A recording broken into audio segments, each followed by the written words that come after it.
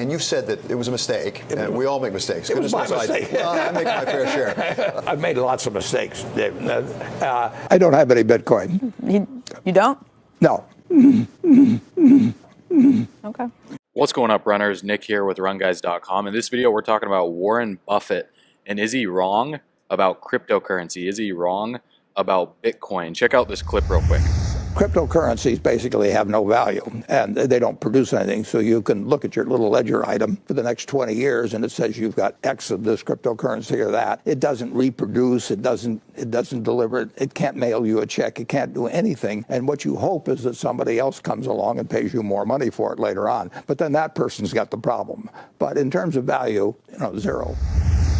So if we're going to look at what Warren's talking about when he says that cryptocurrencies have no value, we have to look at what makes currencies valuable in the first place. Well, if we go on Google and you just type in what makes cryptocurrencies valuable, you're going to see that it's based on supply and demand. That's the determinant of the cryptocurrency prices. This is basic economic principles here. Conversely, if the supply of a particular cryptocurrency is limited and the demand is high, then the value of the coin will increase. So if I go to coinmarketcap.com and you look at the circulating supply, based on the circulating supply, that's a big determining factor in the price point of some of these cryptocurrencies. But also, if we go to Google and we type in what makes paper money valuable, we believe paper money has value. Why? Well, it's simple. Money is both a good and a method of exchange. As a good, it has a limited supply, so they say, and I'm going to be discussing that over the next few minutes with you, and therefore there's a demand for it. There's a demand because people can use money to purchase the goods and services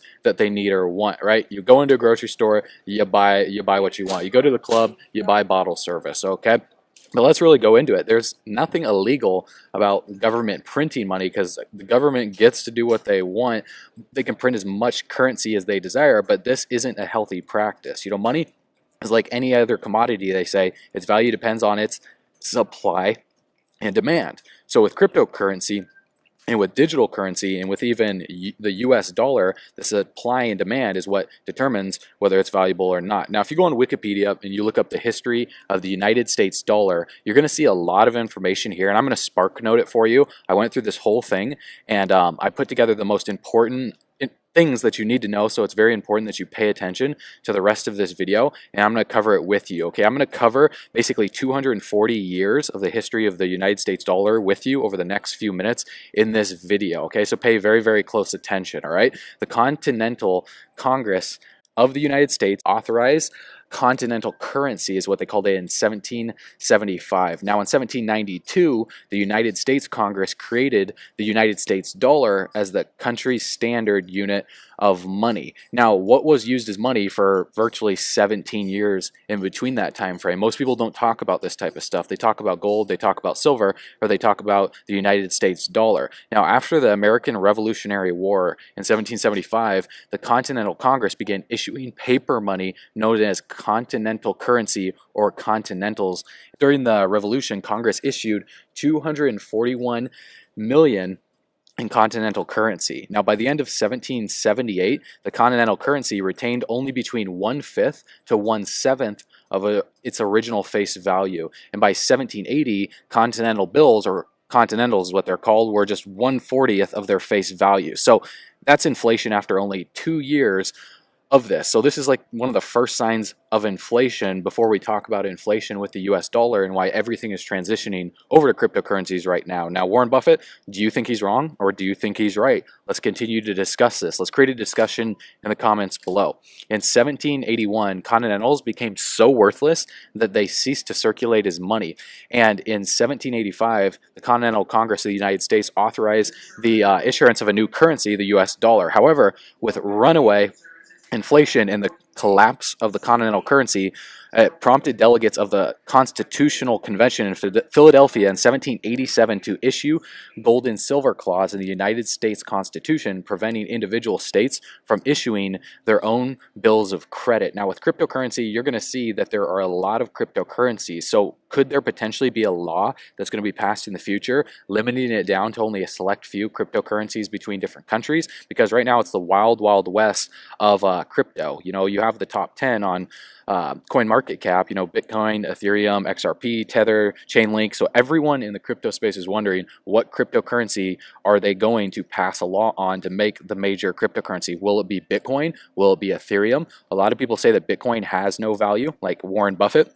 Whereas Ethereum on the blockchain has more intrinsic value for different, you know, coders and developers to code technology or whatever they want to do through the Ethereum blockchain. But let's keep going with this, because in the early 19th century, the US dollar was backed by 1.5 grams, which is 23 grains of gold. However, the previous dollar had been represented by 1.6 grams of gold. You know, the result of this revaluation was the first devaluation of the US dollar. Now, this is where more inflation was taking place based on revaluation. So I'm going to go to the inflation calculator with you, and I want to give you an example of what this means here. So in 1920, if we look at what would cost you $1 in 2020, just 100 years later, the same item would cost $12.96. Okay, that's a rate of inflation of 1,195%. Absolutely ridiculous. Let's just look at $1,000 here.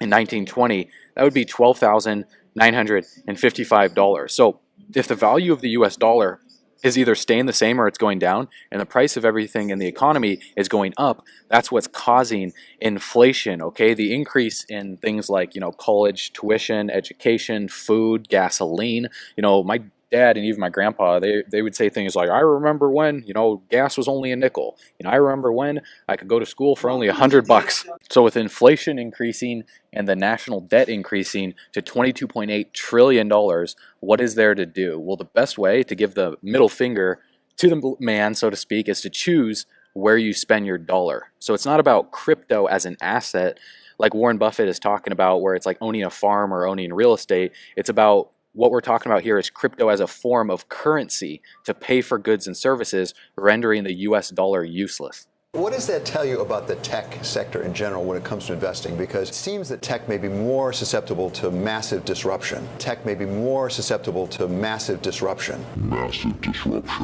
Than other run-of-the-mill businesses. Sure. So it's not so much cryptocurrencies that are disrupting major industries as it is the blockchain.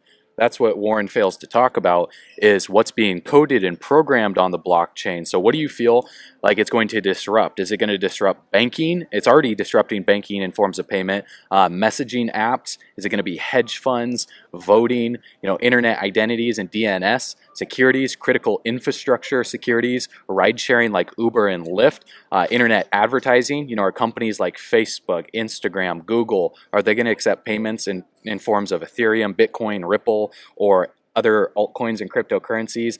Crypto exchanges are taking off right now. That's what's disrupting where people are putting their money. Or in 2017, billionaires were funneling in, they call them the whales, right? They were funneling in billions of dollars into the markets to pump them up. Education, academia. So will people be able to pay for college, online education, you know, with the coronavirus and with everyone wearing masks? Students are forced to learn from home. So how are they going to pay for their education? You know, massive disruption is happening. It's inevitable. It's right in front of our eyes. So what do you feel like the blockchain is going to disrupt more than anything in the world? What institution, what major business, what major niche and category of business is absolutely going to be taken over by cryptocurrencies? What is it about Bitcoin that gets you guys so fired up? Well, when you buy a farm, you look at the crop every year, and you look to the asset itself and what it produces for you. When we buy a business, we look at what the business earns and decide how we feel about it in terms of what we paid. But we are buying something that at the end of the period, we not only have what we bought in the first place, but we have something that the asset produced. So again, Warren Buffett, he's looking at Bitcoin and cryptocurrencies as if it's an asset, not as if it's a form of payment like the US dollar. So when he talks about investing in farms or real estate, he wants to know if it's going to spit back money at him with what the business produces versus what can be used as a form of payment.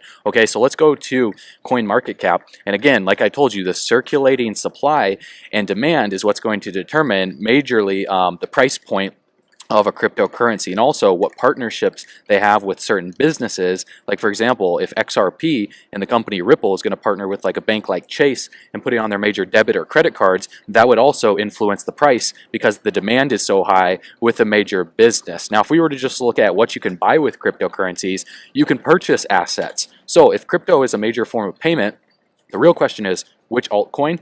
Is it going to be Bitcoin, Ethereum, or another coin? And what should you purchase with it? You know, you can purchase gift cards, you can purchase home goods, you can purchase food, you can purchase real estate, pharmaceuticals, cars, luxury goods. You can even purchase a casket if you want to, right? So if you plan on passing away, you can purchase that with Bitcoin if you want. But a real big thing is real estate, right? People are purchasing homes with the profits that they're producing through the demand of Bitcoin and the growth of the currency. You know, we were at a convention in Miami, Florida, with the top investors in the world a few years ago, and there was a car outside, you know, for, I think it was like 100 Bitcoin or something like that. It was a Lamborghini. So people are exchanging it for all sorts of different things. So Bitcoin, Ethereum can be used to purchase physical goods. So you want to ask yourself, what would you purchase with a cryptocurrency that's going to produce you money as an asset versus a liability long term? And when you buy non-productive assets, all you're counting on is whether the next person is going to pay you more because they're even more excited about another next person coming along. But the asset itself is creating nothing. For example,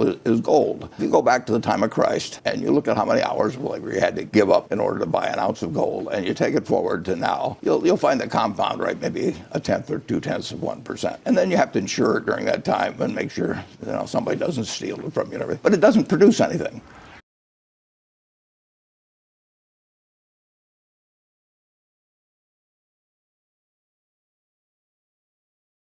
Productive assets, you can pay too much for a productive asset, but I bought a farm in the 1980s, and every year look at how much it produced the way of soybeans and corn, and at the end of that period I've still got the farm, and I've gotten some significant income off of it. Apartment house, operating business. But if you and I buy various cryptocurrencies, they're not going to multiply. They're not going to be a bunch of rabbits sitting there in front of us. They're just going to sit there, and I got to hope next time you get more excited after I bought it from you, and then maybe I'll get more excited and buy it from you. And actually we could sit in the house by ourselves and we could keep running up the price, but at the end of the time there's one Bitcoin sitting there, and now we got to find somebody else, and they come to an end. So is Warren Buffett right? Is he wrong? Is he outdated in his thinking, or is he right on the mark?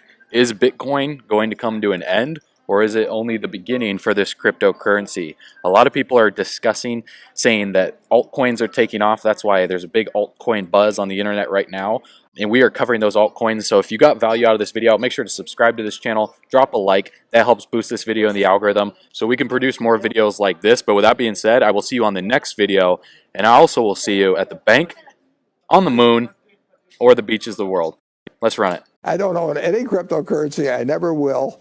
And I may start a Warren currency. You know, maybe I can create one, and I'll say there's only going to be 21 million of them, and you can have a little ledger sheet from me and everything that says you have it, and you can have it after I die, but you can't do anything with it except sell it to somebody else. Bitcoin has been used, I think, to move around a fair amount of money illegally.